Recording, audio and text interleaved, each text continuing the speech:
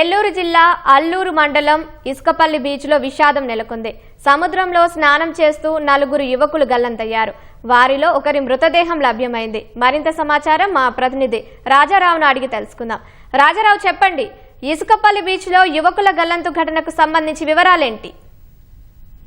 నెల్లూరు జిల్లా అల్లూరు మండలంలో కనుమ పండుగ రోజు విషాదం నెలకొన్నది. సాధారణంగా సముద్ర తీరానికి ఈ సంక్రాంతి పండుగ రోజులు ఎక్కువగా సముద్ర స్నానాలు వెళ్తుంటారు. అల్లూరు మండలం ఇసుకపల్లి తీరంలో సముద్ర స్నానాలకు వెళ్లిన 6 యువకులు గల్లంతయ్యారు. అందులో 2 బయటికి రావడం జరిగింది.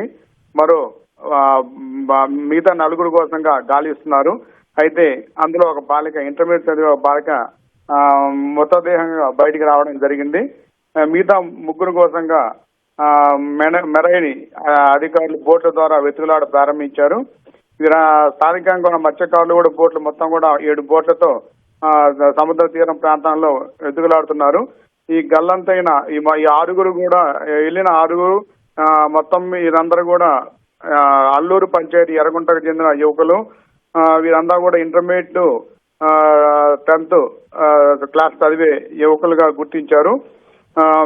మిగతా 3 కోసంగా కూడా మత్స్యకారులు గాలిస్తున్నారు. ధన్యవాదాలు రాజారావు.